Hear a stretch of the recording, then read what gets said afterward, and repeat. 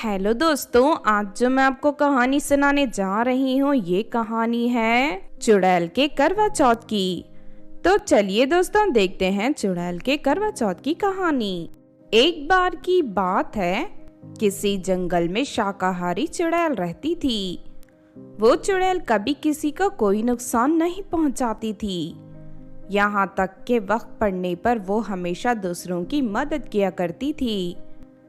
इस तरह एक दिन चुड़ैल पेड़ पर बैठकर फल खा रही थी कि तभी उस राज्य का राजकुमार जंगल में शिकार करने आता है। एक पक्षी का पीछा करते हुए राजकुमार गलती से दलदल में भरे एक बड़े गड्ढे में गिर जाता है।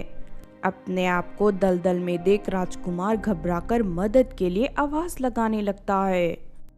कोई मुझे बचाओ, कोई मुझे यहाँ से बाहर निकालो। तभी पेड़ पर बैठी चुड़ैल राजकुमार की आवाज सुन लेती है और उसकी मदद के लिए दलदल की ओर उड़कर जाने लगती है।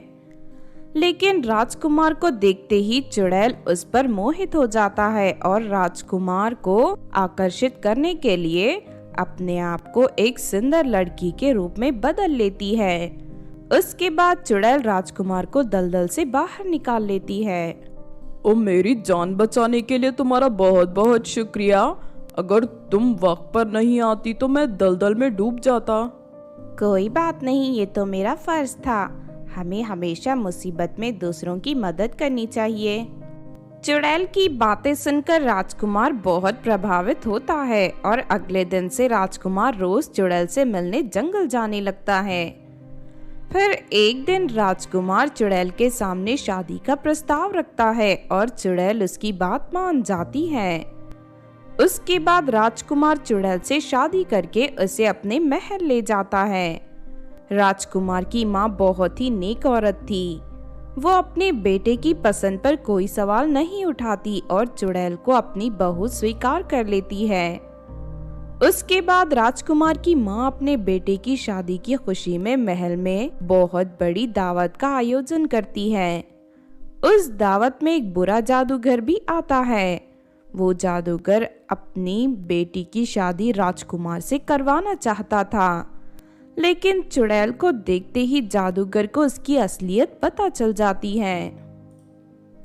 अच्छा, तो ये चुड़ैल है, इसने सुंदर लड़की का रूप धारण करके राजकुमार को फंसाया है। मैं अभी इसकी असलियत महारानी को बताता हूँ।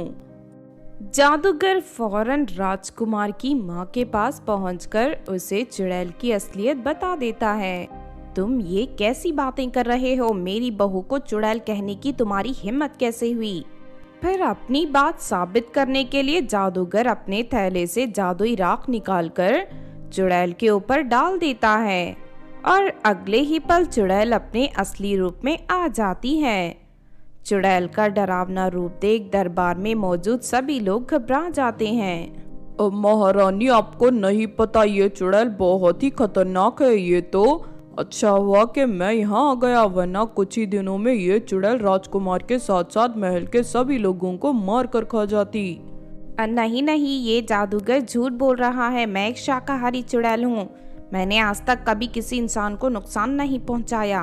लेकिन चुड़ैल की बात का कोई यकीन नहीं करता। उसके बाद जादूगर चुड़ैल को एक जादुई पिंजरे में कैद करके उसे तहखाने में बंद करवा देता है।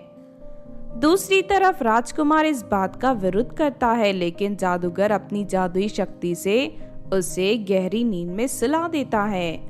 चुड़ैल ने राजकुमार के ऊपर वशीकरण करके रखा है।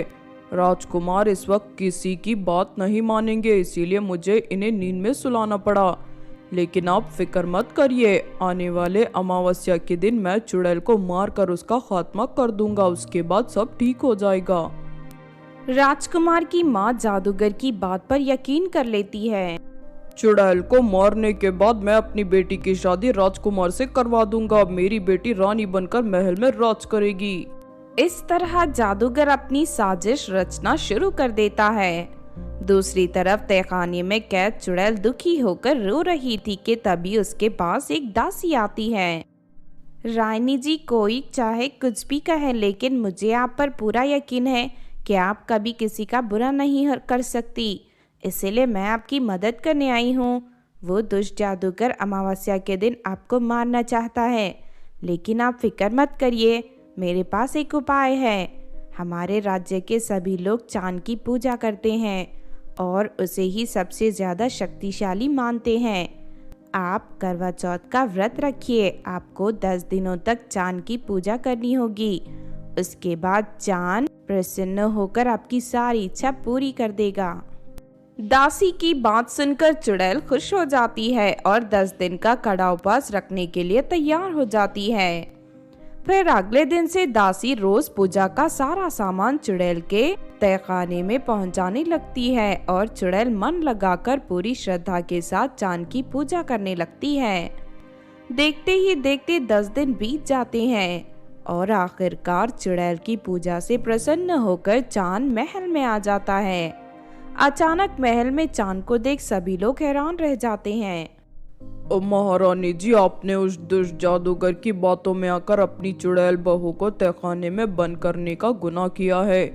जादूगर आपकी बहू को मारकर अपनी बेटी की शादी राजकुमार के साथ करवाना चाहता है। नहीं नहीं महारानी जी, ये सब झूठ है। चांद मुझ पर गलत इल्जाम लगा रहे हैं। ये सुनते ही चांद को गुस्सा आ जाता है और वो वहाँ एक शेर प्रकट कर देता है। चल जल्दी से अपना गुनाह कबूल कर, वरना ये तुझे खा जाएगा।